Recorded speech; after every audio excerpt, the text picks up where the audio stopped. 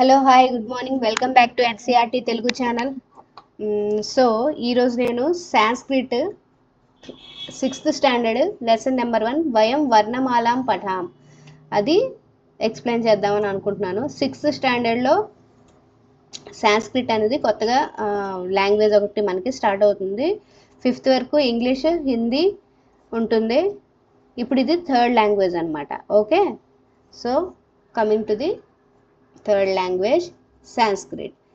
యాక్చువల్గా నేను Sanskrit teacher కాదు, బట్ నాకు ఇంట్రెస్ట్ అనమాట సాంస్క్రిట్ మీద. సో అందుకని నేను మీకు అర్థమయ్యేటట్టు ఎక్స్ప్లెయిన్ చేస్తాను.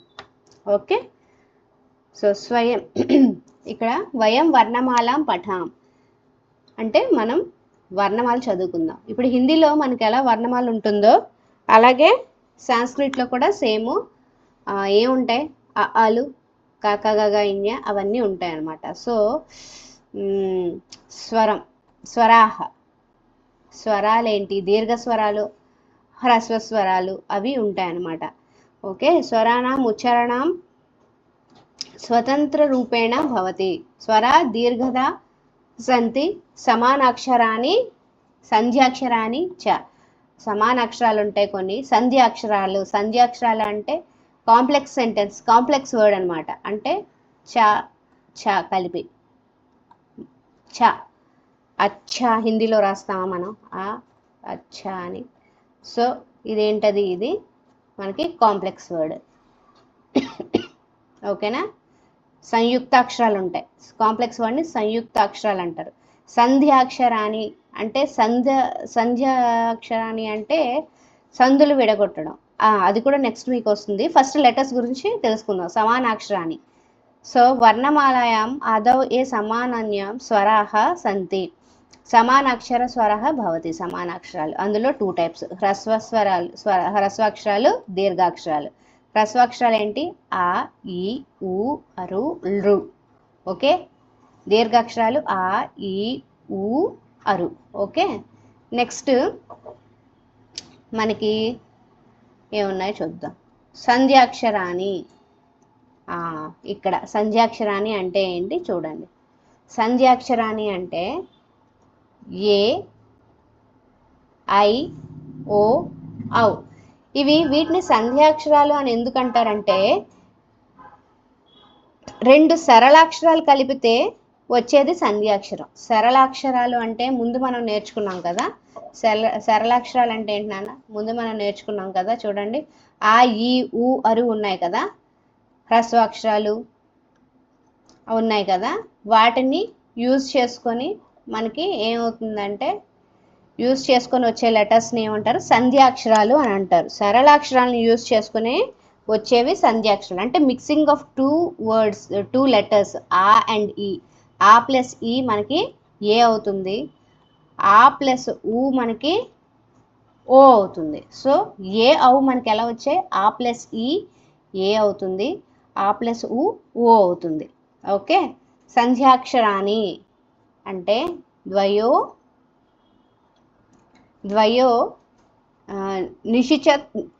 నిషిచత్ స్వరయోః సంధి ద్వారా ఏ నవీనాః స్వరవర్ణాః జాయంతే సంధ్యాక్షర స్వరః భవతి.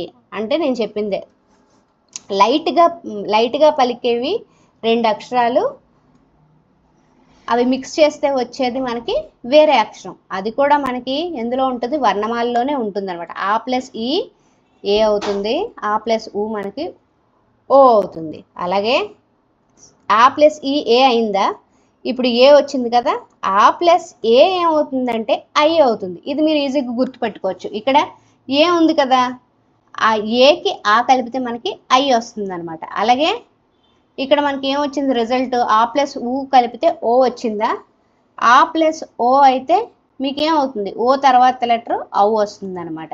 ఆ ప్లస్ ఏ తర్వాత లెటర్ ఐ వస్తుంది, ఆ ప్లస్ ఓ తర్వాత లెటర్ ఏమొస్తుంది, ఔ వస్తుంది అనమాట. సో ఇవన్నీ ఏంటి, లైట్ వర్డ్స్. ఇవన్నీ లైట్ వర్డ్స్, సరళాక్షరాలు. ఇవన్నీ సరళాక్షరాలు మనం కలిపితే మనకి ఏమొచ్చింది, సంధ్యాక్షరాలు వచ్చాయన్నమాట. సో నెక్స్ట్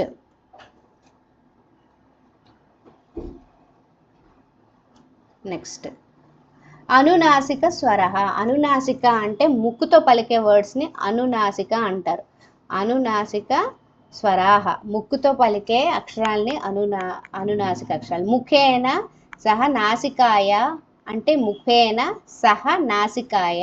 నాసిక అంటే ముక్కు కదా, ముక్కుతో పలికే వాటిని ఏమంటారు? అనునాసిక అక్షరాలు, అనునాసిక స్వరాలు అంటారు. ఏంటవి?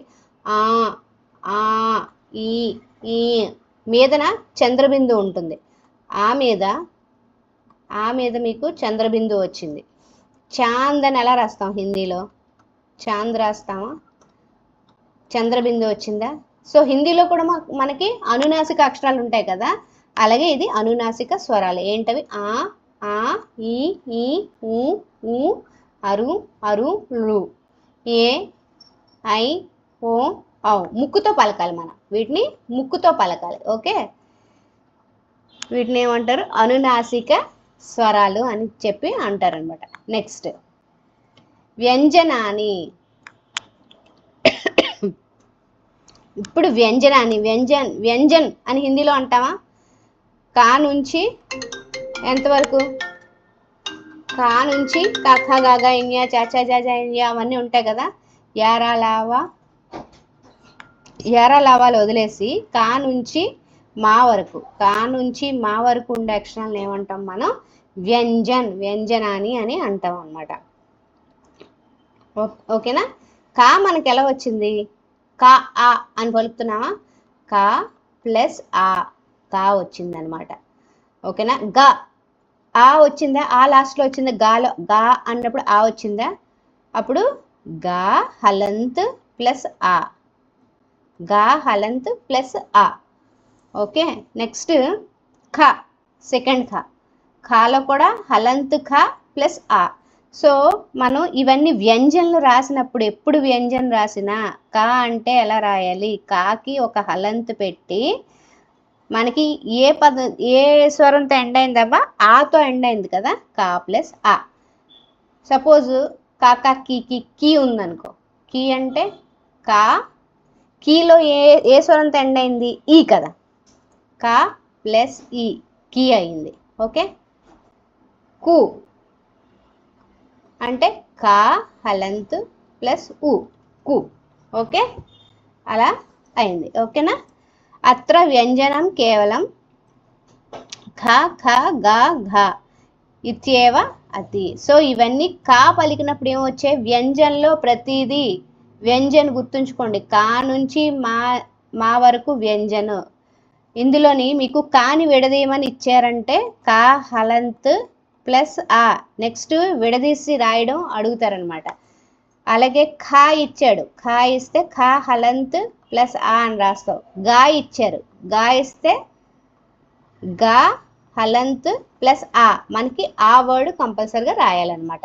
సో కా వర్గాలు ఏంటమ్మా మనకి? కాఖా గాఘా ఇన్యా. చా వర్గాలు ఏంటి? చాచా జాజా ఇన్యా. టా వర్గాలు టాఠా డాడా అణా.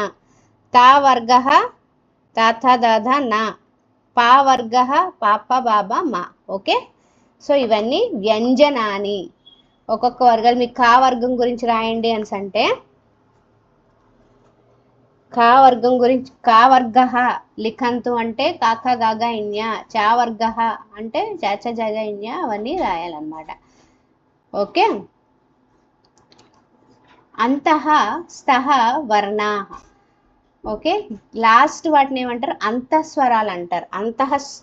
అంతః వర్ణాలు ఏంటవి? అంతఃస్థాః వర్ణాః. అంతః అంటే ఏంటమ్మా? చివర్లో, ఎండింగ్లో వచ్చేవి. అంతః అంటే ఎండింగ్లో వచ్చేవి. యా రా లా వా లాస్ట్లో వచ్చేవేంటి? యా రా లా వా.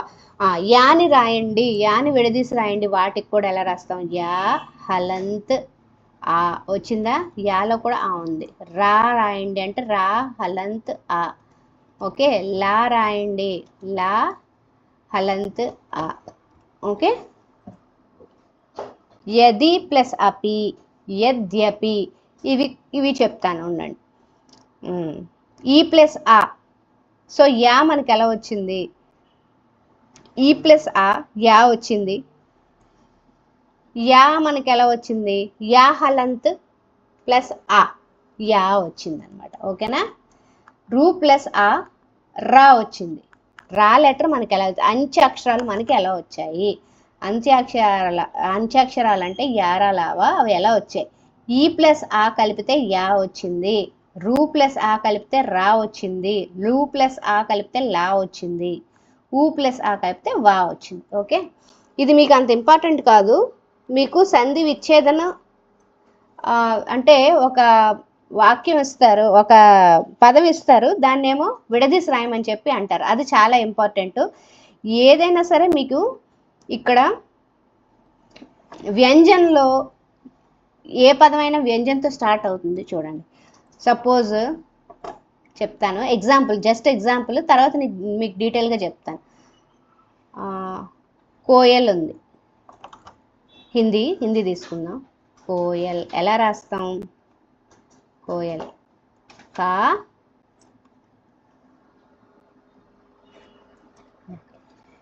ప్లస్ ఓ కో, కా ప్లస్ ఓ కో. కాని మనం ఎలా రాస్తాం? కా హలంత్ ఆ, కా ప్లస్ ఓ కో ఎల్ యా హలంత్ ఆ ప్లస్ లా. జస్ట్ ఇది హిందీ ఎగ్జాంపుల్. సాంస్క్రిట్ ఎగ్జాంపుల్ అయితే ఈజీగా అర్థం అవుతుంది, అది నెక్స్ట్ చెప్తాను నేను మీకు. ఓకేనా?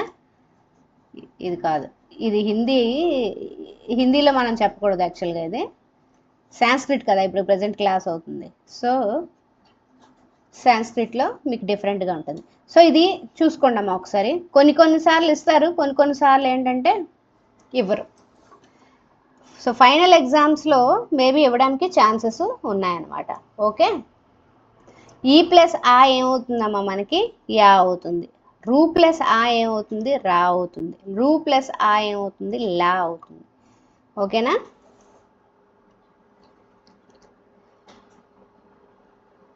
అలాగే యది ప్లస్ అపి, యద్యపి, ఇవి కొన్ని కొత్త వర్డ్స్, అర్ధస్వరాలు. ఓకేనా? అతః ఏతే అర్ధస్వరాలు ఎలా చూడండి. యది ప్లస్ అపి, యద్యపి, పితృ ప్లస్ ఆజ్ఞ, పిత్రాజ్ఞ, పితృ ఆజ్ఞ అవదు. ఓకేనా? తా రూ ప్లస్ ఆ వస్తుంది అనమాట. ఓకేనా? ఈ ప్లస్ ఆ, ఇక్కడ యదిలో ఈ ప్లస్ ఆ, ఇక్కడ ఏమవుతుంది? ద్య, యద్యపి. ఓకేనా? పితృ ప్లస్ ఆజ్ఞ, పిత్రాజ్ఞ, పితృ. అరు వచ్చిందా ఇక్కడ? ఆ వచ్చిందా? ఆ రూ ప్లస్ ఆ, పిత్రాజ్ఞ ఆ వచ్చింది. రు ప్లస్ ఆకృతి, లాకృతి, రు ప్లస్ ఆకృతి, రు ప్లస్ ఆ, లా వచ్చిందా? లా అనేది లాకృతి, లాకృతి. సు ప్లస్ ఆగతం ఏమవుతుంది? స్వాగతం. సులో ఏముంది? ఊ ఉంది. ఓకేనా? ఉకారాంతం. సులో ఉకార్ శబ్దం, ఊకారం వచ్చింది సులో. ఆగతం, ఊ ప్లస్ ఆ మనకేంటి? వా వస్తుంది. ఊ ప్లస్ ఆ అయితే మనకి వా వస్తుంది, అది స్వాగతం. ఊ ప్లస్ ఆ అయితే వా వస్తుంది, అది స్వాగతం. ఓకేనా? ఊష్మ వర్ణాలు ఏంటి? ఊష్మ వర్ణాలు అంటే ఏంటి చూసుకుందాం రండి. నెక్స్ట్ ఊష్మ వర్ణాలు అంటే సే, షా, సా, హ. ఓకేనా? అంత్యవర్ణాలు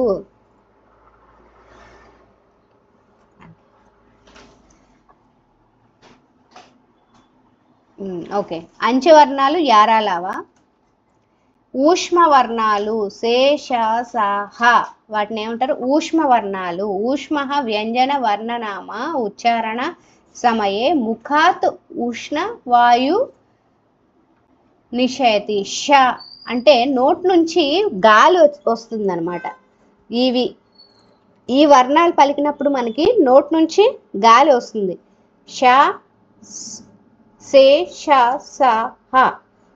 ఏమన్నా మన నోట్ నుంచి ఎయిర్ వస్తుంది కదా, సో వాటిని ఏమంటారు? ఊష్మ వర్ణాలు అంటారు. ఆయోగవాహౌ వర్ణే, అం, అహ అంటే అంగుటిలో పలికేవి, అంటే నాలిక వెనక భాగం అంగుటిలో పలికేవి. అం, అహ, అం, అహ అంటాం కదా. సో ఆయోగవాహై వర్ణే అంటే గొంతుకు దగ్గర నుండి వచ్చేవన్నమాట, అంగుట్లో పలికేవి. ఓకేనా. సో ఆయోగవాహ వ్యంజాని వర్ణే అస్తి అత్ర ఉచ్చారణస్థ ఆ సంయోజనం పూర్వం భవతి. ఓకే. నెక్స్ట్ అమ్ ఎలా వచ్చిందమ్మా, ఆ ప్లస్ ఒక డాట్. ఓకేనా. అనుస్వరం, అమ్ అంటే అనుస్వరం. ఆ ప్లస్ విసర్గ, ఆ ప్లస్ 2 డాట్స్ వస్తే విసర్గ. విసర్గని ఏమంటాం, 2 చుక్కలు ఉంటే విసర్గ అంట. ఓకేనా.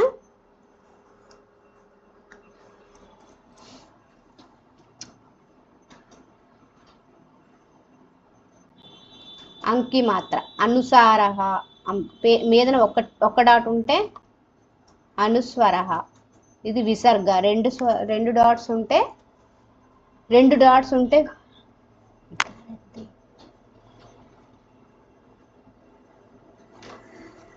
అమ్ అంటే ఆ ప్లస్ ఒక డాట్ ఉంటే అనుస్వర, అనుస్వర అంటారు. 2 డాట్స్ ఉంటే విసర్గ. ఓకేనా. అనుస్వర్కి ఏముంటుందమ్మా, కేవలం 1 డాటే ఉంటుంది అనమాట. ఓకేనా. అలాగే విసర్గకి 2 డాట్స్ ఉంటాయి. ఇక్కడ అమ్ము, ఇక్కడ నెక్స్ట్